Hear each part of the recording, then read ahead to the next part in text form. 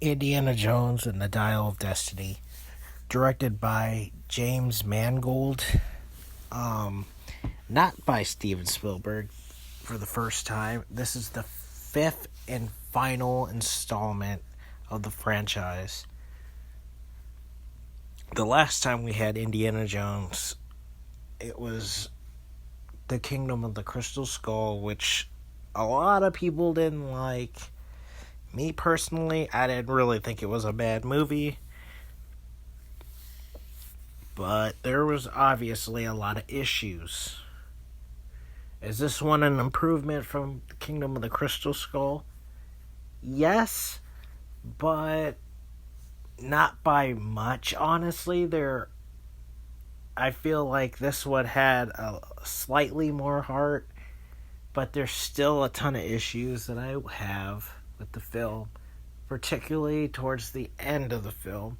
The beginning of the film was great. It had great action, amazing music by John Williams, and I think it might be John Williams' last movie to have his music in. Harrison Ford is great. I can't remember,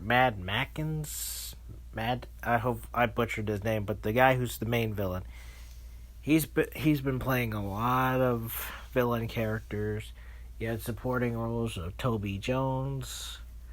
He was in Harry Potter and Marvel Cinematic Universe. Mad's been in Harry Potter and the Marvel Cinematic Universe, and there was another guy that was in the Marvel Cinematic Universe. So they're trying to get this dial that can go back in time.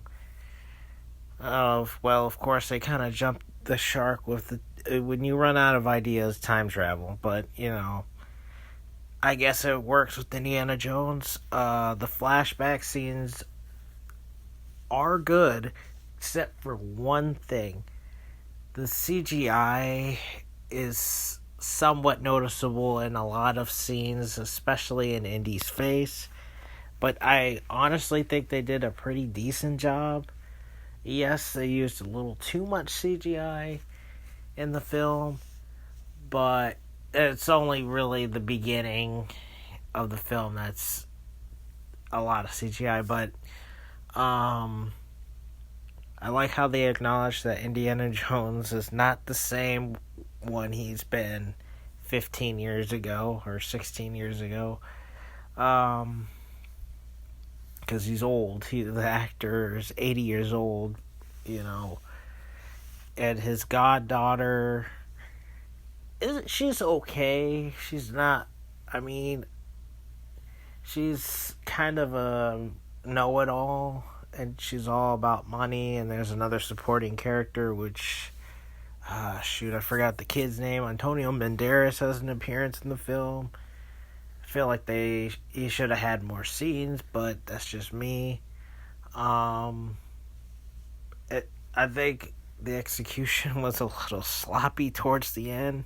Still a fun film, but a lot of it's like, okay. Like I said, the Nazis are back again for the third and final time. I wish there was another character that had more screen time. Actually, two of them who were in the original trilogy. But what can you do? They're old and their screen time is probably limited and whatnot. It is Indiana Jones's film, even though the goddaughter kind of tries to steal a lot of the scenes. But she's kind of a know-it-all. Like I said, know-it-all, cares about only money towards the beginning with her sidekick character, which he does a pretty decent job too. I feel like there's a little too many side characters, and that's just me. It is a long movie, so I wouldn't be drinking a lot of heavy drinks if you're going to go see the movie. overall, I would give it a 7.5. It's slightly better than the Kingdom of the Crystal Skull, but not by much. It's kind of sad to see that's going to be the last Indiana Jones film because I felt like the ending wasn't the best. But I do like the scene with Marion and Indy, and I'm not going to spoil anything else other than that because there's some major spoilers that I'm not going to say containing other characters and what happens. But overall, it's a decent movie, not the best. I still really enjoyed watching it. It was probably my most anticipated movie in June besides Spider-Man.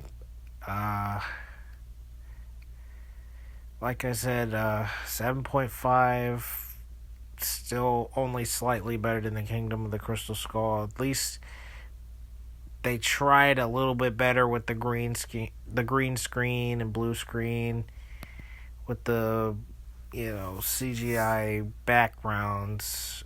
I feel like they did a little bit better with that one, but saying it's better than the Kingdom of the Crystal Skull might be not saying much.